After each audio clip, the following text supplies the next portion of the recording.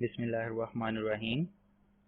Dear students, हमने last topic में discuss किया था चैप्टर 2 का लेक्चर नंबर 1, जिसका ब्रीफ इंट्रो मैं दोबारा से एक दफ़ा दे देता हूँ। चैप्टर 2 हमारे पास सॉल्विंग अ बायोलॉजिकल प्रॉब्लम था।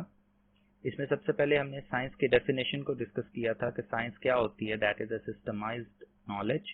इसके बाद बायोलॉजिकल मेथड के मुतालिक डिस्कस किया था कि बायोलॉजिकल मेथड क्या होता है, बायोलॉजिकल मेथड कब से स्टार्ट हुआ, ये साइंटिफिक मेथड कब से स्टार्ट हुआ, उसमें गैलीलियो के एक्सपेरिमेंट्स का जिक्र किया गया था। फिर बायोलॉजिकल मेथड के हमारे पास सारे स्टेप्स, जिसमें रिकॉग्निशन ऑफ बायोलॉजिकल प्रॉब्लम थी, ऑब्जर्वेशंस, हाइपोथेसिस, डिडक्शंस, इसके बाद experimentation, summarization of results and reporting the results. ये जर्नल इसके मेथड थे। हमने रिकॉग्निशन से स्टार्ट किया था, बायोलॉजिकल प्रॉब्लम की रिकॉग्निशन कैसे होती है। कोई भी प्रॉब्लम जो लिविंग ऑर्गेनिज्म के रेलेवेंट होती है उसको हम बायोलॉजिकल प्रॉब्लम कहते हैं। अब उसका क्वेश्चन अगर बायोलॉजिस्ट के माइंड में खुद ब खुद आए या कोई दूसरा उसको बताए तो इसको हम रिकॉग्निशन में कंसिडर करते हैं। इसके बाद ऑब्जर्वेशंस को हम लेके चलते हैं। ऑब्जर्वेशंस 5 सेंसेस से बनती हैं, 2 इनकी टाइप्स होती हैं, qualitative, quantitative observations. Qualitative observations अच्छी नहीं होती हैं, क्वांटिटेटिव ज्यादा अच्छी होती हैं, एक्यूरेट होती हैं। उनकी एग्जाम्पल्स ये हमने डिस्कस की थी। फिर हमने ये बात की थी ऑब्जर्वेशन जो है वो पहले से अगर किसी ने काम किया हो तो उसको स्टडी करना भी ऑब्जर्वेशन के अंडर आता है। इसके बाद हमने फॉर्मुलेशन ऑफ हाइपोथेसिस को डिस्कस किया था कि हाइपोथेसिस की डेफिनेशन क्या है। टेंटेटिव एक्सप्लेनेशन ऑफ ऑब्जर्वेशन को हम हाइपोथेसिस कहते हैं। देन इसके बाद गुड हाइपोथेसिस की प्रॉपर्टीज, ये तमाम गुड हाइपोथेसिस की प्रॉपर्टीज हैं, इनको डिस्कस किया था। डिडक्शन की डेफिनेशन डिस्कस की थी। लॉजिकल कंक्लूजन्स जो हाइपोथेसिस से ली जाती हैं, अखज़ की जाती हैं, इसमें जनरली इफ देन लॉजिक का हम यूज करते हैं, इसका सामना करते हैं। यहाँ तक हमारा लास्ट टॉपिक था। इसके बाद डिडक्शन से रेलेवेंट हमने एक एग्जांपल डिस्कस की थी, biologist can't check every situation, और उसकी एग्जांपल को डिस्कस किया था कि अगर बायोलॉजिस्ट एक न्यूक्लियस को चेक करना चाह रहा है प्लांट सेल में, तो वो दुनिया के हर प्लांट को चेक नहीं करेगा, बल्कि एक ब्लेड ऑफ ग्रास यानी घास के एक पत्ते को चेक कर लेगा। अगर उसके कुछ सेल्स में या बहुत से सेल्स में उसे न्यूक्लियस नजर आ रहा है, जितने सेल्स उसने चेक किए उन तमाम में न्यूक्लियस नजर आ रहा है, दैट मीन्स वी कंसिडर्ड कि तमाम प्लांट्स के अंदर न्यूक्लियस होता है, तमाम प्लांट सेल्स में न्यूक्लियस होता है। तो ये ब्रीफ सा इंट्रोडक्शन था हमारे लेक्चर नंबर 1 का। अब लेक्चर नंबर 2 स्टार्ट कर रहे हैं हम एक्सपेरिमेंटेशन से। तो बेटा एक्सपेरिमेंटेशंस क्या होते हैं? एक्सपेरिमेंटेशंस की डेफिनेशन सबसे पहले, it is the most basic step of biological method. अच्छा, लास्ट टाइम इस तरह से हुआ था, मैंने आपको ये जो लेक्चर प्लान था ये अलहदा से डिस्कस किया था। इस दफा कोशिश कर रहा हूँ इसको साथ ही लेके चलूंगा। तो यहाँ पे भी हम वही पेज ओपन कर लेते हैं, दैट इज द एक्सपेरिमेंटेशन। तो एक्सपेरिमेंटेशन क्या होते हैं? सबसे पहले बेसिक स्टेप के मुतालिक हमने ये डेफिनेशन के मुतालिक बताना है। It is the most basic step of biological method. ठीक है, ये बायोलॉजिकल मेथड में सबसे बेसिक एक्सपेरिमेंट जो है दिस इज द स्टेप, क्योंकि इसके बगैर हम नहीं पता चला सकते कि हमारा जो हाइपोथेसिस था वो ठीक था या गलत था। अब second thing is the purpose. इसका पर्पस क्या है, इसकी जरूरत क्यों पड़ती है? तो बायोलॉजिस्ट परफॉर्म एक्सपेरिमेंट, यहाँ से इसको हम कोट करेंगे। बायोलॉजिस्ट एक्सपेरिमेंट्स क्यों करते हैं? ये चेक करने के लिए कि हाइपोथेसिस ठीक है या गलत है।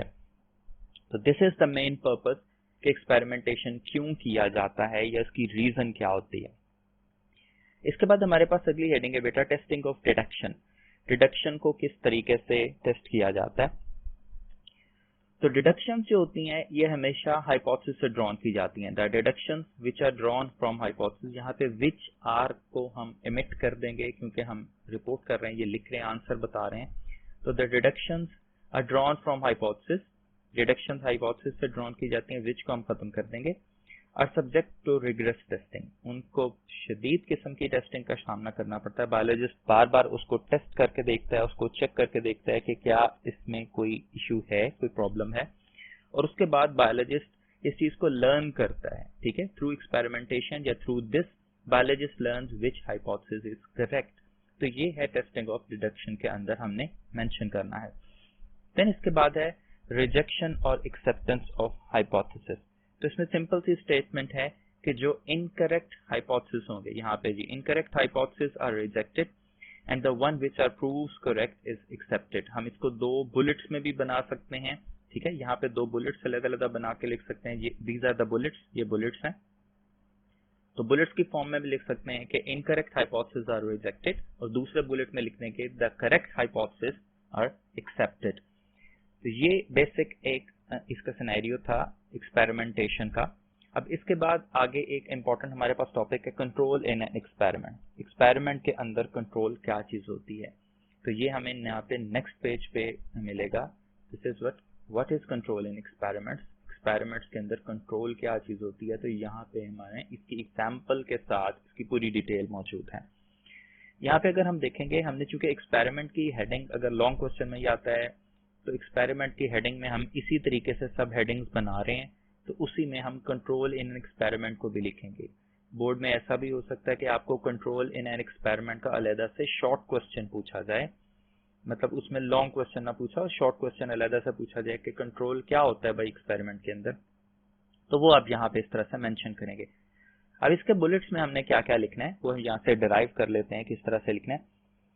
सबसे पहले इन साइंस के अंदर when we doing the experiments, जब भी एक्सपेरिमेंट्स किए जाते हैं, it must be a controlled experiment. तो जनरल सी बात की है कि साइंस में जब भी एक्सपेरिमेंट्स किए जाते हैं उनको हमने कंट्रोल एक्सपेरिमेंट रखना होता है। अब कंट्रोल एक्सपेरिमेंट से क्या मुराद है, इसको एग्जाम्पल से मैं भी समझाता हूँ। इसके बाद इसी लाइन के अंदर, इसी बुलेट के अंदर हम आगे ऐड करेंगे the scientist must contrast an experimental group with control group. तो दोनों ग्रुप को आपस में कंट्रास्ट करना होता है। एक ग्रुप होता है एक्सपेरिमेंटल ग्रुप, एक ग्रुप होता है कंट्रोल ग्रुप। तो दो ग्रुप्स को साइंटिस्ट ने कंट्रास्ट करना होता है ताकि पता चल सके कौन सा ठीक है कौन सा गलत है। अब बेटा इसकी एक एग्जांपल देता हूँ। आप लोगों ने, तमाम लोगों ने सुना होगा कि भाई ब्लड टेस्ट किए जाते हैं, ठीक है सॉरी। तो ब्लड टेस्ट के अंदर अगर किसी बंदे का हमने हेपेटाइटिस को चेक करना है, तो हम हेपेटाइटिस वाले पेशेंट जिसको हमें अभी पता नहीं है कि इसको हेपेटाइटिस है या नहीं है, हम उसका ब्लड लेंगे और जिस तरीके से भी उसको चेक किया जाता है मशीन के थ्रू या मेथड्स के थ्रू, हम उसके ब्लड को टेस्ट करेंगे और उसके बाद हमारे पास रिजल्ट्स आ जाएंगे। लेकिन बेटा हमें कैसे पता चलेगा कि वो रिजल्ट्स ठीक हैं या नहीं है?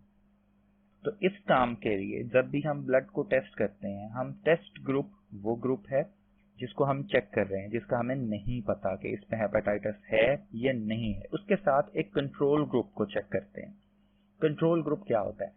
कंट्रोल ग्रुप के मुतालिक हमें तमाम चीजें पता होती हैं।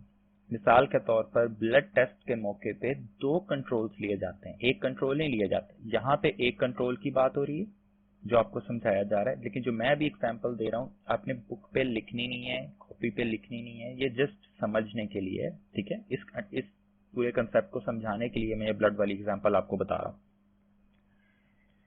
तो ब्लड ग्रुप जो होते हैं इनमें कंट्रोल दो लिए जाते हैं, एक को हम बोलते हैं पॉजिटिव कंट्रोल, एक को बोलते हैं नेगेटिव कंट्रोल। पॉजिटिव कंट्रोल में उस पर्सन का ब्लड होता है जिसके मुतालिक हमें कंफर्म होता है कि इसे हेपेटाइटिस है। नेगेटिव कंट्रोल में उस पर्सन का ब्लड होता है जिसके मुतालिक हमें कंफर्म है कि इसे हेपेटाइटिस नहीं है। अब हम टोटल 3 टेस्ट रन कर रहे हैं, 3 हमारे पास जो एक्सपेरिमेंट्स हो रहे हैं, एक कंट्रोल ग्रुप पे, एक एक्सपेरिमेंटल ग्रुप पे, और कंट्रोल ग्रुप जो हमारे पास दूसरा नेगेटिव कंट्रोल, यानी एक पॉजिटिव कंट्रोल, एक नेगेटिव कंट्रोल, एक एक्सपेरिमेंटल ग्रुप। तो ये तीनों के ऊपर एक्सपेरिमेंट्स कर रहे हैं।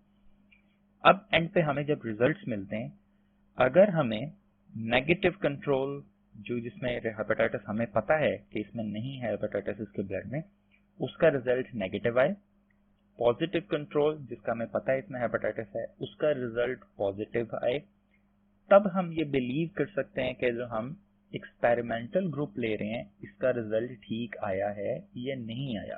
बेटा माइट बी पॉसिबल, ऐसी चांसेस हो सकते हैं कि भाई आपका पॉजिटिव का रिजल्ट पॉजिटिव आ जाए, नेगेटिव का रिजल्ट भी पॉजिटिव आ जाए, यानी जिसमें हेपेटाइटिस आपको पता है नहीं है उसका भी मशीन शो करे कि इसमें हेपेटाइटिस है।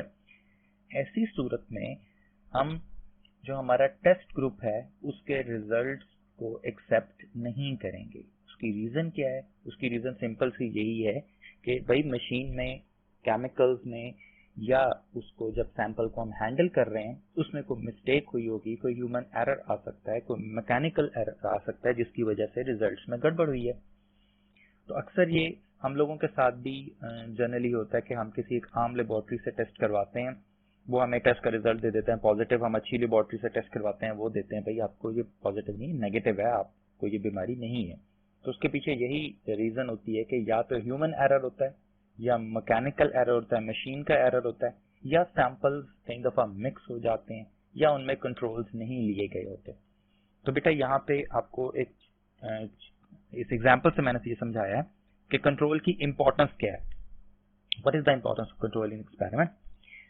तो यहाँ पे हमने फर्स्ट लाइन के अंदर जिस तरह से मेंशन कर दिया था कि in science when doing experiments it must be controlled experiment, the scientist must contrast an experimental group with control group, ये फर्स्ट बुलेट में लिखना है। अच्छा, अगर आपको सिंपल सा पूछा जाए what is control in experiment, short question जैसा पूछा जा रहा है, तो आपने उसको भी यहां से स्टार्ट करना है कि when doing experiments in science all, या सिंपल सा लिख दें कि in science every experiment is controlled experiment, the scientist must contrast an experimental group with control group, the two groups are treated alike except for the one variable being tested. ये एक short question का answer है कि अगर आपसे पूछा जाता है what is control in experiment, experiment क्या होता है कंट्रोल के अंदर, ठीक है, सॉरी कंट्रोल क्या होता है एक्सपेरिमेंट के अंदर। तो यहाँ पे हमारे पास जो सेकंड बुलेट है, इस सेकंड बुलेट में अगर आपको ये लॉन्ग क्वेश्चन में पूछा जाता है तो फिर सेकंड बुलेट आप अलग से बनाएंगे, इसमें ये आगे मेंशन करेंगे the two groups are treated alike except for the one variable being tested. दोनों ग्रुप्स को सेम तरीके से ट्रीट किया जाता है, सिर्फ एक फर्क डाला जाता है जिसे हम चेक कर रहे होते हैं। मिसाल के तौर पे अभी जैसे मैंने ब्लड की एग्जांपल दी, आप तीनों सैंपल्स को, तीनों जो हमारे पास हमने ब्लड लिए थे, तीनों को एक ही तरह से ट्रीट करेंगे। सिमिलरली उनके साथ जो कुछ कर रहे हैं, केमिकल्स ऐड कर रहे हैं, मशीन पे उसमें टेस्टिंग कर रहे हैं, एक ही टाइम में एक ही वक्त में सब कुछ उन पे रनिंग कर रहे हैं। बस फर्क क्या है कि हमें कंट्रोल के मुतालिक पता है और टेस्ट के मुतालिक नहीं पता कि इसमें क्या होना है। इसी तरीके से बायोलॉजी के अंदर यहाँ पे जो भी एग्जाम्पल आपको दे रहे हैं, for example in experiment to test the necessity of carbon dioxide in photosynthesis, हम ये जानते हैं कि फोटोसिंथेसिस के लिए कार्बन डाइऑक्साइड जरूरी है। अब हमने ये चेक करना है कैसे पता चलेगा भाई फोटोसिंथेसिस के लिए कार्बन डाइऑक्साइड जरूरी है या नहीं। तो हम एक एक्सपेरिमेंट कंडक्ट करेंगे, दो ग्रुप्स प्लांट के बना लेंगे। एक प्लांट ग्रुप को हम नॉर्मल कंडीशंस देंगे सारी, उसको सनलाइट में रखेंगे, उसको पानी देंगे। अगर वो रोज प्लांट है तो दूसरा प्लांट भी हम रोज का ही लेंगे, सेम साइज का होगा, हर चीज सेम होगी। तो एक ग्रुप को हमने कार्बन डाइऑक्साइड देनी है फ्रीली जैसे नेचर से उसको मिल रही है, दूसरे ग्रुप को हमने कार्बन डाइऑक्साइड नहीं देनी, उसके लीव्स को हमने किसी तरह से कवर कर देना है कि उसको कार्बन डाइऑक्साइड ना मिले, ठीक है, उस प्लांट को हमने कवर कर देना है कि उसको कार्बन डाइऑक्साइड ना मिले। उसके बाद हमने चेक करना है कि दोनों के अंदर ग्रोथ में क्या फर्क है। अगर दोनों की ग्रोथ में चेंजेस आ रही हैं, मिसाल के तौर पर जो ग्रुप था, ये वाला ग्रुप जिसमें हमने कार्बन डाइऑक्साइड दी थी, a plant with a freely available carbon dioxide, ये हमारा एक्सपेरिमेंटल ग्रुप है, सॉरी ये हमारा कंट्रोल ग्रुप है, और इसको हमने एक्सपेरिमेंटल ग्रुप से टेस्ट करना है जिसमें नो कार्बन डाइऑक्साइड अवेलेबल और कार्बन डाइऑक्साइड हमने नहीं दी। तब जिस ग्रुप को कार्बन डाइऑक्साइड हम नहीं देंगे उसको कंपेयर कर रहे हैं उस ग्रुप से जिसको कार्बन डाइऑक्साइड दे रहे हैं। दोबारा से सुन लीजिएगा, प्लांट्स के हमने दो ग्रुप्स लिए, रोज प्लांट है फॉर एग्जाम्पल, मैंगो ट्री है, कोई भी प्लांट है, या मिसाल के तौर पे हमारे पास पी प्लांट है या मिंट का प्लांट है, ठीक है, पुदीना है, घर में आसानी से ग्रो किया जा सकता है। तो पुदीने के हमने दो पौधे लेने हैं सेम साइज के, दोनों को जिस गमले में रखा है दोनों एक जैसे गमले होने चाहिए, मट्टी सेम होनी चाहिए, सारी चीजें सेम हो, पानी इक्वल डालना है दोनों को धूप में रखा है तो दोनों को धूप में रखना है, दोनों को छांव में रखा है तो दोनों को ही छांव में रखना है। तमाम कंडीशंस एक जैसी देनी है सिवाय एक चीज के कि हमने एक प्लांट को कार्बन डाइऑक्साइड देनी है, दूसरे प्लांट को कार्बन डाइऑक्साइड नहीं देनी। फिर देखना है इसका इफेक्ट क्या आता है। तो डेफिनेटली जिस प्लांट को हम कार्बन डाइऑक्साइड दे रहे हैं उसमें फोटोसिंथेसिस होगी, उसकी ग्रोथ ठीक होगी, लेकिन जिस प्लांट को हम कार्बन डाइऑक्साइड नहीं दे रहे उसकी ग्रोथ में चेंजेस आ जाएंगी, उसकी ग्रोथ जो है वो स्टंट हो जाएगी, रुक जाएगी या स्लो डाउन हो जाएगी। उसके लीव्स येलो होने शुरू हो जाएंगे, उससे हमें पता चल जाएगा भाई कार्बन डाइऑक्साइड इसको हमने नहीं दी, इसलिए इसमें फोटोसिंथेसिस नहीं हुई, इसमें कोई प्रॉब्लम आ गई है। तो दैट मीन हमने दोनों ग्रुप में चेंजेस क्या की, सिर्फ कार्बन डाइऑक्साइड की चेंज थी, बाकी सब कुछ सेम था। तो इस एक्सपेरिमेंट से हमें ये पता चला कि कार्बन डाइऑक्साइड फोटोसिंथेसिस के लिए जरूरी है। अगर कार्बन डाइऑक्साइड नहीं देंगे फोटोसिंथेसिस नहीं होगी, कार्बन डाइऑक्साइड देंगे तो फोटोसिंथेसिस होगी। तो ये थर्ड बुलेट के अंदर हमने इस पूरे एक्सपेरिमेंट को आगे कोट करना है। For example, in an experiment to test the necessity of carbon dioxide for the photosynthesis, necessity मतलब जरूरी, कि कार्बन डाइऑक्साइड फोटोसिंथेसिस के लिए जरूरी है। वन कैन कंट्रास्ट से मुतालिक यहाँ पे साइंटिस्ट की बात हो रही है या हमारी बात हो रही है कि हम कंट्रास्ट कर सकते हैं, कंपेयर कर सकते हैं एक कंट्रोल ग्रुप को जिसको हम फ्री कार्बन डाइऑक्साइड दे रहे हैं विद एक्सपेरिमेंटल ग्रुप जिसको हम कार्बन डाइऑक्साइड नहीं दे रहे।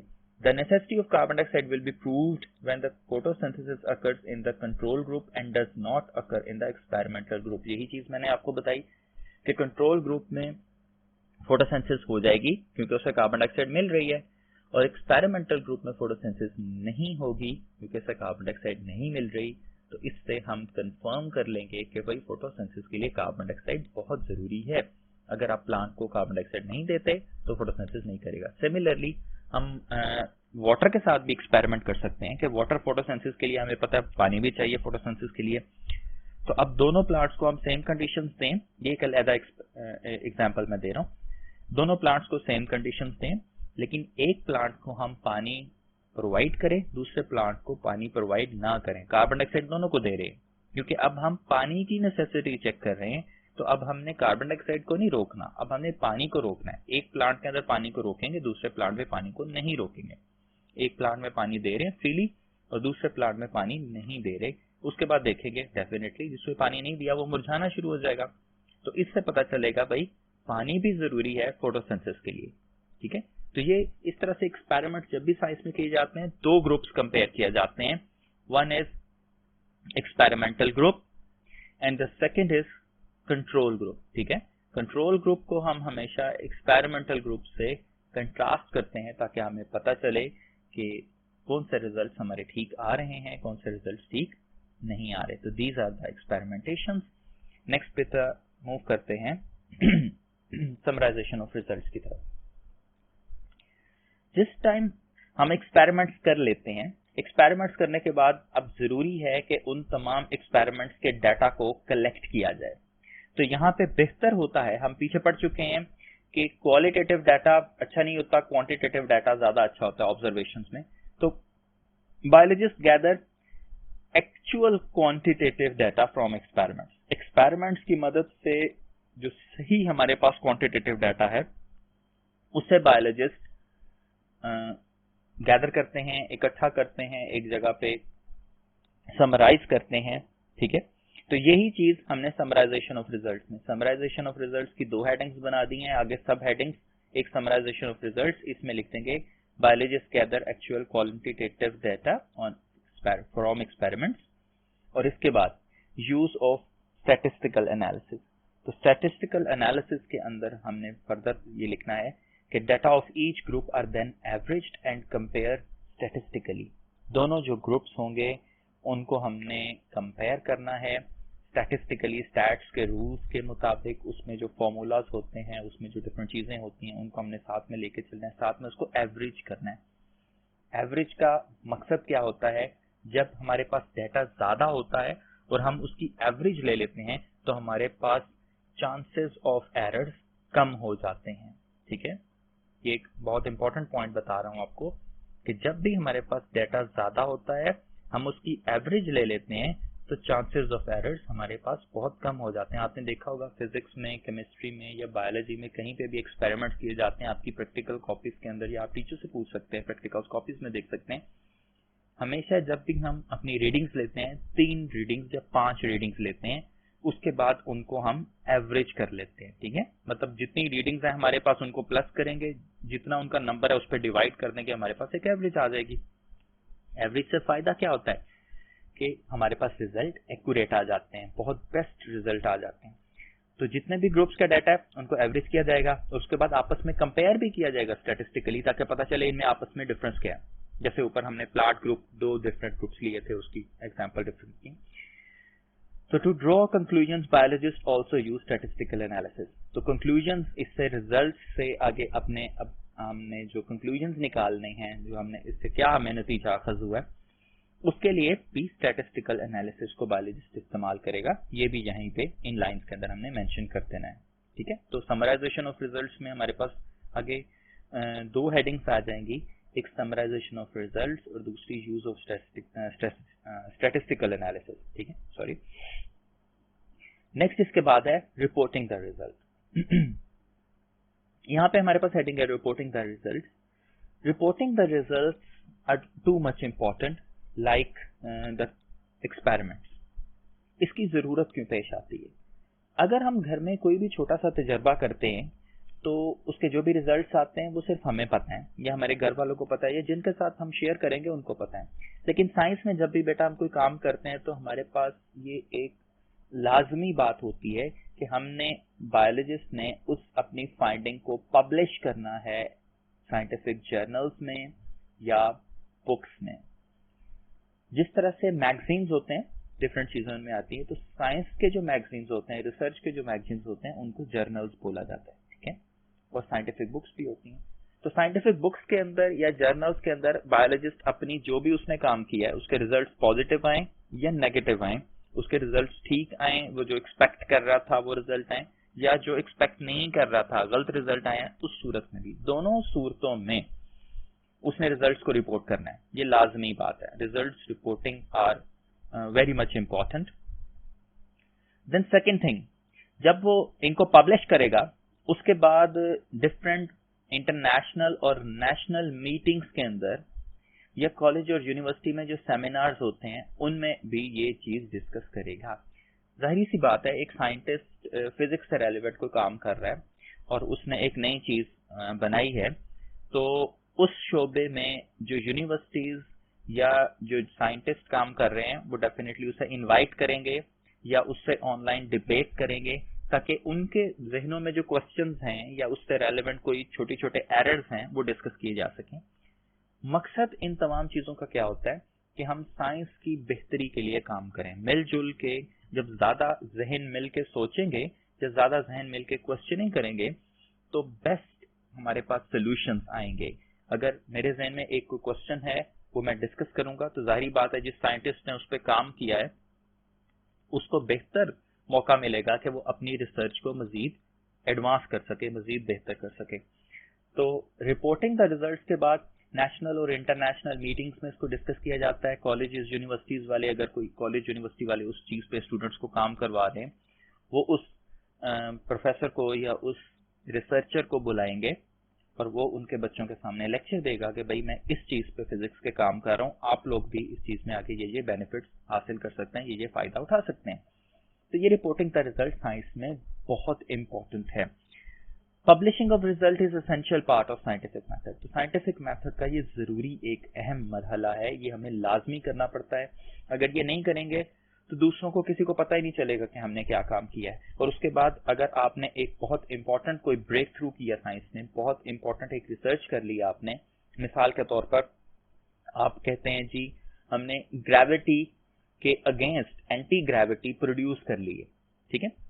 तो जब तक आप दूसरों को बताएंगे नहीं, एक्सपेरिमेंट्स करके दिखाएंगे नहीं, दूसरा कोई यकीन नहीं करेगा।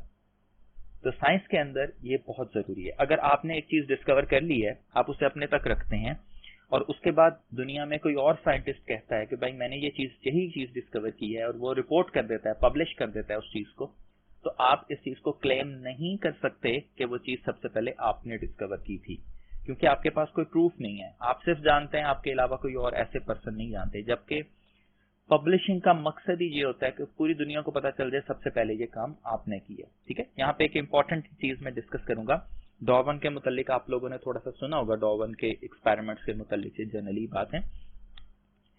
तो डॉर्विन ने काफी देर तक अपना जो काम किया था रिसर्च में, बहुत ज्यादा उसने मतलब फिंचेस के ऊपर, जो छोटी छोटी साइज की चिड़ियां होती हैं, इन पे उसने काम किया था एवोल्यूशन के ऊपर, कि किस तरह से उनमें मौसमों के लिहाज से या वक्त गुजरने के साथ साथ थोड़ी थोड़ी चेंज आती रहती है। अगर उनका आबो हवा चेंज होता है, उनका एरिया चेंज होता है, तो उनमें थोड़ी बहुत चेंजेस आती रहती हैं। जिस तरह की वो खुराक खाते हैं उसके मुताबिक भी उनकी चूंच के अंदर थोड़ी बहुत चेंजेस आती रहती हैं। इस पर उसने काफ़ी डिटेल में काम किया था, बहुत बड़ी बड़ी बुक्स इसके मुतालिक मौजूद हैं। तो डार्विन ने जब ये सारा काम किया और उसके बाद उसने रिपोर्ट करना चाहा, तो साइंटिफिक कम्युनिटी ने उसकी रिपोर्ट को रिजेक्ट कर दिया। उन्होंने कहा कि सेम यही फाइंडिंग्स, यही रिपोर्ट एक और साइंटिस्ट तुमसे 2 महीने पहले कर चुका है, ठीक है, तो आपका ये वर्क, चूंकि आपने उसी का वर्क शायद कॉपी किया होगा, इस वजह से हम इसको एक्सेप्ट नहीं करेंगे। तो डेफिनेटली ये बहुत एक बुरी बात होती है कि एक साइंटिस्ट के लिए बहुत दुख भरी बात होती है कि वो 5-6 साल या 10 साल एक चीज पर लगाता है, उसके बाद उसे पता चले कि ये चीज पहले हो चुकी है काम। तो डार्विन खैर इस चीज से मायूस नहीं हुआ।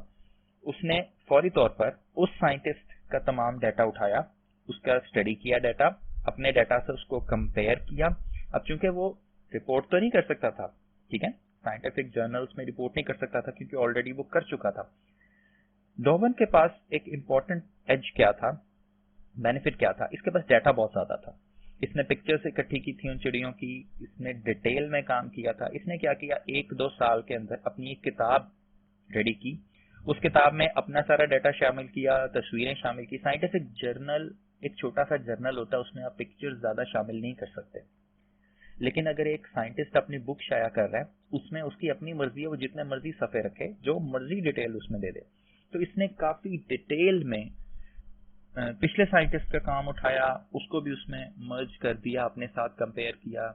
जिस साइंटिस्ट ने रिपोर्ट किया था इससे ऑल्टरनेट काम, वो भी उसने उसमें ऐड किया, अपना काम भी ऐड किया। तो ये करके सारा इसने पूरी एक बुक पब्लिश की 1-2 सालों के अंदर। अब चूंकि उस बुक के अंदर ज्यादा डिटेल थी, बहुत डिटेल डिस्क्रिप्शन थी, तो लोग दूसरे साइंटिस्ट के नाम को आहिस्ता आहिस्ता भूल गए और डार्विन का नाम जो है वो सामने आ गया कि डार्विन ने एवोल्यूशन के ऊपर बहुत ज्यादा काम किया है। तो इस तरीके से भी हम इस चीज को आगे लेके चल सकते हैं। तो रिपोर्टिंग द रिजल्ट्स की इंपॉर्टेंस क्या है, यहाँ पे हमारे पास अब हेडिंग अल्टरनेट में आ रही है, बायोलॉजिस्ट पब्लिश और रिपोर्ट देयर फाइंडिंग्स इन।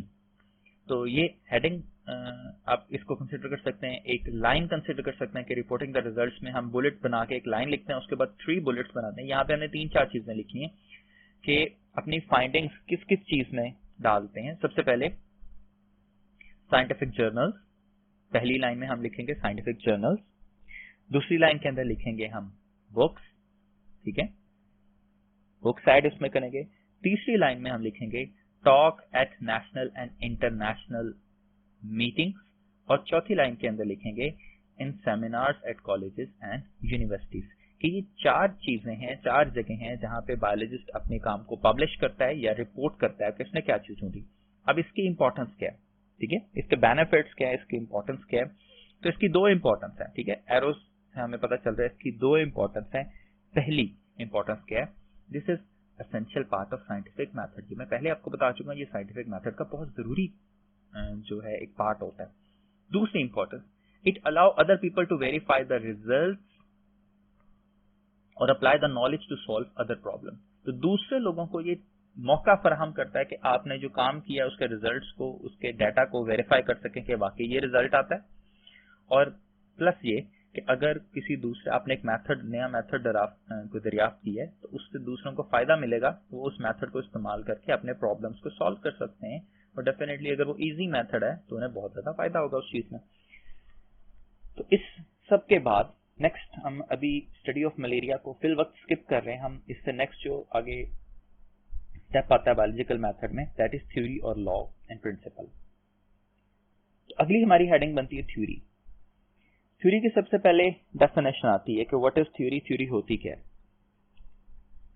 तो hypothesis that stand the test of time, often tested and never rejected, इसे बोलते हैं हम थ्योरी, ठीक है।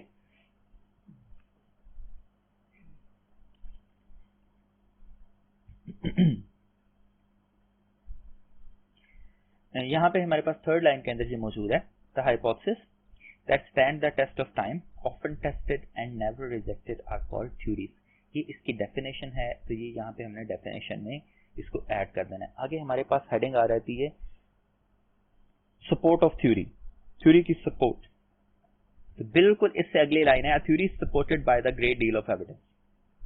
कोई भी एक थ्योरी है उसको बहुत ज्यादा एविडेंस यानी सबूतों का सहारा होता है कि थ्योरी एक सिंपल सी बात से थ्योरी नहीं बन जाती। एक साइंटिस्ट ने काम किया, अभी हम पीछे पढ़ के आए, एक साइंटिस्ट ने काम किया, उसको पब्लिश किया, दूसरे साइंटिस्ट तक वो चीज पहुंची, उन्होंने सेमिनार्स में उससे डिस्कस की, मीटिंग्स में डिस्कस की, खुद करके वो चीज देखी।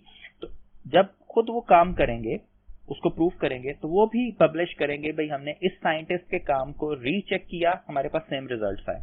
कोई और साइंटिस्ट चेक करता है, वो किसी और तरीके से चेक करता है, कोई और पैरामीटर्स उस पर अप्लाई करता है, कोई और डाटा उस पर अप्लाई करता है, वो चेक करता है, वो कहता है भाई मैंने इस तरीके से इसको काम को किया, मेरे पास भी सेम यही रिजल्ट्स आए। इस तरह से क्या हो रहा है, आपने जो भी काम किया था उस पर एविडेंस मिलने शुरू हो गए, आपको सबूत मिलने शुरू हो गए। ठीक है, साइंटिस्ट सबूत इकट्ठे करते जा रहे हैं, भाई ये काम ठीक है, एक्यूरेट है। तो कोई भी ऐसा हाइपोथेसिस जो टेस्ट ऑफ टाइम से क्या मुराद है कि बार बार उसे चेक किया जाए, ठीक है, अक्सर औकात उसे चेक किया जाए, लेकिन कभी भी वो रिजेक्ट ना हो, गलत साबित ना हो, उसे हम बाद में बोल देंगे ये थ्योरी है। ठीक है, और थ्योरी इसको बहुत से एविडेंस का सहारा होता है, सबूतों का सहारा होता है। आगे हम बात कर रहे हैं प्रोडक्टिव थ्योरी की। प्रोडक्टिव थ्योरी क्या होती है?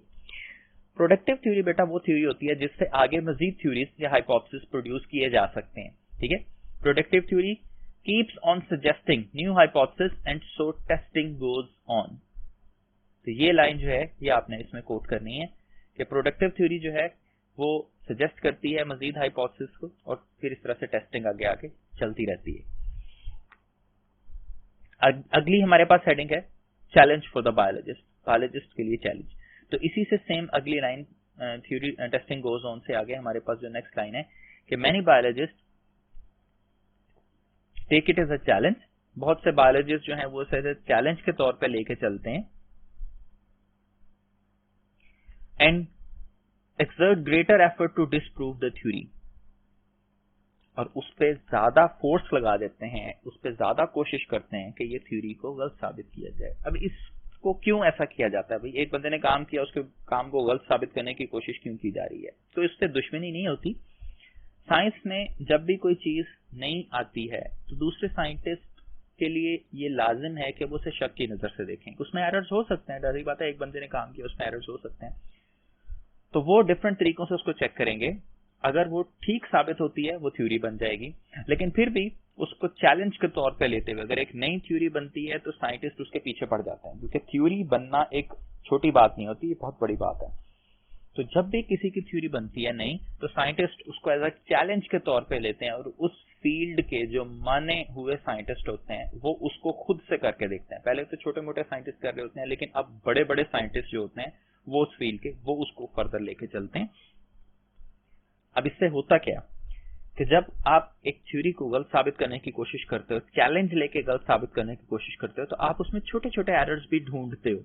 इससे फायदा साइंस का हो रहा है। हम किसी को नीचा दिखाने की कोशिश नहीं कर रहे, लेकिन साइंस का फायदा हो रहा है। हाँ, एक इसमें पहलू ये भी है कि एक साइंटिस्ट है, वो नया साइंटिस्ट है, और वो फॉर एग्जांपल डार्विन इतना इंपॉर्टेंट नाम है, या मिसाल के तौर पे आइंस्टाइन एक बहुत इंपॉर्टेंट नाम है, वो आइंस्टाइन की किसी थ्योरी को गलत साबित कर देता है, तो जाहिर बात है उसका नाम एकदम से ऊपर आ जाएगा कि ये भाई वो साइंटिस्ट है जिसने आइंस्टाइन की थ्योरी को गलत साबित किया।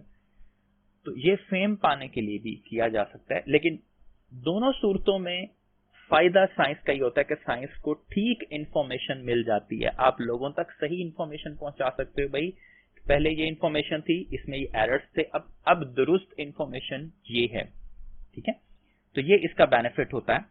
तो many biologist take it as a challenge. बहुत से बायोलॉजिस्ट चैलेंज के तौर पे लेते हैं और उस थ्योरी को डिसप्रूव करने की, गलत साबित करने की कोशिश करते हैं। तो ये है चैलेंज इसका। इसमें मैं यहाँ पे ना एक आगे ऐड करवाता होता हूँ हेडिंग बच्चों को एग्जाम्पल की। ठीक है, हमारे पास यहाँ पे एग्जाम्पल की हेडिंग बुक पे नहीं है। जैसे आप देखें, नीचे देखेंगे ये लॉ के अंदर, लॉ में जो है उसकी एग्जाम्पल्स आ रही हैं, लेकिन यहाँ पे हमारे पास एग्जाम्पल्स की ऑप्शन नहीं है। तो इसमें थ्योरी में एग्जाम्पल आपने देनी तो है, आपके पास बहुत सी थ्योरीज की एग्जाम्पल्स हैं जो आप फिजिक्स में, केमिस्ट्री में पढ़ते हैं, लेकिन यहाँ पे हम एग्जाम्पल देंगे बायोलॉजी से रेलेवेंट। तो थ्योरी की जो आपने एग्जाम्पल देनी है वो आपकी बुक में मौजूद है। एक तो अभी अभी हमने डिस्कस की है डार्विन थ्योरी ऑफ एवोल्यूशन, ठीक है, ये आप इसकी एग्जाम्पल दे सकते हैं। दूसरी आप चैप्टर नंबर 4 में पढ़ेंगे जाके सेल थ्योरी। तो सेल थ्योरी की एग्जांपल यहाँ पे हम कोट कर सकते हैं, ठीक है। जैसे नीचे आप देख रहे हैं लॉ के अंदर हमारे पास फॉर्मेशन, डेफिनेशन और एग्जाम्पल मौजूद है। 2 एग्जाम्पल्स हैं, बिल्कुल इसी तरह से थ्योरी की भी हम एग्जाम्पल्स देंगे, ठीक हो गया। नेक्स्ट आगे चले जाते हैं लॉ में। लॉ सबसे पहले जी, नेक्स्ट इसी के आगे लाइन है, इफ अ थ्योरी सर्वाइव्स, अगर एक थ्योरी सर्वाइव करती है, ठीक है। यहाँ पे वर्ड लिखा है सच, इस सच को हम खत्म कर देंगे क्योंकि हम पीछे से कॉन्टिन्यूटी में नहीं चल रहे, हम अलग से एक सेंटेंस लिख रहे हैं। तो हम लिखेंगे if a theory survive all doubtful approaches and continue be supported by the experimental evidence, it become a law और प्रिंसिपल, ठीक। नेक्स्ट पेज पे हम चले जाते हैं, तो इसको हम लॉ या प्रिंसिपल कहेंगे। तो इसमें क्या बात की जा रही है कि अगर एक थ्योरी तमाम डाउटफुल अप्रोचेस, जिसको भी शक है उससे मुतल्लिक वो उसे चेक करता है और फिर भी उसको सबूत ही मिलते रहे, एक्सपेरिमेंटल एविडेंसेस मिलते रहे, वो गलत साबित ना हो सके, तो अब हम उसे थ्योरी नहीं बोलेंगे, अब हम बोलेंगे this is now a law. ये एक लॉ बन गया है या प्रिंसिपल बन गया है। तो ये हमने लॉ की फॉर्मुलेशन में लिखना है। इसके बाद लॉ की डेफिनेशन क्या है, लॉ की डेफिनेशन यहां से हम लिखेंगे, साइंटिफिक लॉ यूनिफॉर्म और कांस्टेंट फैक्ट ऑफ नेचर, ठीक है। नेचर का ये कांस्टेंट फैक्ट है। और दूसरी इसमें चीज ऐड करेंगे, इट इज अ इररिफ्यूटेबल थ्योरी, ये ऐसी थ्योरी है जिसे गलत साबित नहीं किया जा सका, ठीक है। गलत साबित नहीं किया जा सकता या उस पर काफी ज्यादा कोशिश की जा चुकी है, वो गलत साबित नहीं हो सका। और एंड पे हमारे पास यहाँ पे इस पेज में देखे जाए तो अंदर नीचे लॉ में एग्जांपल्स हैं, तो एग्जांपल्स यहाँ पे कोट इनर की हुई हैं। पहला हार्डे-विंगबर्ग लॉ और दूसरा मेंडल्स लॉ ऑफ इनहेरिटेंस। तो ये 2 लॉज हैं जो हम यहाँ पे इसके साथ एग्जांपल्स के तौर पे कोट कर सकते हैं। तो ये बेटा हमारा आज का लेक्चर था, लेक्चर नंबर 2, जिसपे हमने दोबारा से एक दफा मैं आपको बता देता हूँ हमने क्या क्या चीजें डिस्कस की हैं। हमने बेटा आज एक्सपेरिमेंट्स को डिस्कस किया है, एक्सपेरिमेंट्स के मुतालिक बताया कि एक्सपेरिमेंट्स क्यों किए जाते हैं, इसकी क्या जरूरत पेश आती है और किस तरीके से इसको हम आगे लेके चलते हैं। एक्सपेरिमेंट बेसिक स्टेप है, क्यों किया जाना चाहिए इसको। फिर समराइजेशन ऑफ रिजल्ट्स को समराइज क्यों करना चाहिए, इसका फायदा क्या होता है, क्वांटिटेटिव डाटा क्यों इकट्ठा करना इसमें जरूरी है। देन इसके बाद कंट्रोल क्या होता है एक्सपेरिमेंट्स में, ये हमने डिस्कस किया था। रिपोर्टिंग द रिजल्ट्स, रिपोर्ट करना क्यों जरूरी है, कहाँ कहाँ पे रिपोर्ट किया जाता है, उसका क्या बेनिफिट होता है। और देन उसके बाद हम आगे चले थे, थ्योरी और लॉ या प्रिंसिपल क्या होते हैं, हाइपोथेसिस कैसे थ्योरी में कन्वर्ट होता है और थ्योरी के बाद उसको कैसे हम सपोर्ट देते हैं, प्रोडक्टिव थ्योरी कैसे बनती है। बायोलॉजिस्ट उसको चैलेंज के तौर पे लेके चलते हैं, चैलेंज के तौर पे लेने के बाद आगे उसको बायोलॉजिस्ट जो हैं डिफरेंट उसमें अपनी एफर्ट एक्सर्ट करते हैं, उसको डिस्प्रूव करने की कोशिश करते हैं। और उसके बाद अगर फिर भी वो डिस्प्रूव नहीं हो पाता तो उसके बाद वो लॉ या प्रिंसिपल बन जाता है। फिर उसकी डेफिनेशन डिस्कस की है कि कांस्टेंट फैक्ट ऑफ नेचर होता है या वो थ्योरी जो गलत साबित नहीं हो जाती, उसकी एग्जांपल डिस्कस की है, हार्डे-विंगबर्ग लॉ और मेंडल्स लॉ ऑफ इनहेरिटेंस। तो यहाँ पे हमारा आज का ये टॉपिक है ये एंड होता है। इससे रेलेवेंट कुछ एमसीक्यूज हैं, ये कुछ शॉर्ट क्वेश्चंस हैं, ये जो आपको साइट पे नजर आ रहा है ये मैं साथ इसके अपलोड कर दूंगा। ये फुल चैप्टर नंबर 2 का मैंने इसको मॉडिफाई थोड़ा सा कर लिए, तो ये वीडियो के साथ ये भी अपलोड कर दूंगा, इसको भी आप हेडिंग्स को देख सकते हैं। वीडियो के अंदर भी मैंने इसको ऐड कर दिया कि अलहदा से इसकी जरूरत अगर आपको नहीं है तो नो प्रॉब्लम। अच्छा बेटा, ये पूरा जब बायोलॉजिकल प्रॉब्लम हम अगर लॉन्ग क्वेश्चन में पूछा जाता है तो उसमें हम ये वाली जो डायग्राम है, ये सारी डायग्राम हम ऐड करेंगे। इसमें हमें जरूरी ये जो क्लाउड्स के अंदर लिखा हुआ है ये लिखना जरूरी नहीं है। ये जो छोटे एरोज हैं इन एरोज की भी इतनी जरूरत नहीं है। मेन हमें चीजें ये पता होनी चाहिए, बायोलॉजिकल प्रॉब्लम, एरो साइन डाल के आगे ऑब्जर्वेशंस होती हैं, ऑब्जर्वेशन के आगे हाइपोथेसिस आते हैं, फिर डिडक्शंस आती हैं। यहाँ पे हमने 2 चीजें लिखनी है कि एक्सपेरिमेंट्स के अंदर एक्सपेरिमेंटल ग्रुप और कंट्रोल ग्रुप होता है। उसके बाद हमने ये बात करनी है डाटा एनालिसिस, डाटा ऑर्गेनाइजेशन की जाती है, समराइजेशन ऑफ रिजल्ट्स किए जाते हैं। अगर रिजल्ट गलत हो, प्रूफ ना हो, तो हम दोबारा से नए ऑब्जर्वेशंस लेके नए हाइपोथेसिस बना के चलते हैं। अगर प्रूव हो जाए तो हम उसे फिर रिपोर्ट करते हैं।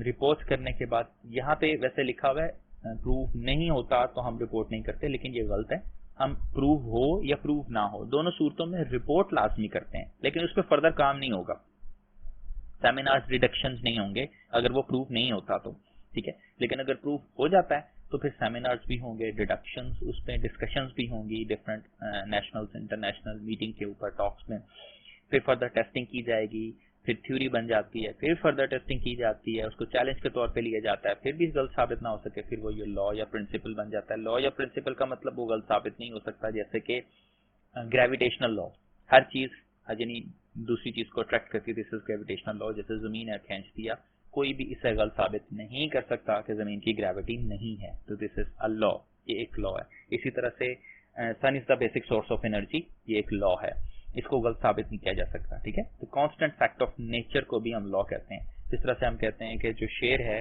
वो हर्बीवोर्स का शिकार करता है, जीब्रे का शिकार करता है, तो ये स्टेटमेंट हम गलत साबित नहीं कर सकते, क्योंकि डेफिनेटली वो उसका खाना है, वो उसका शिकार करता ही करता है, ठीक है।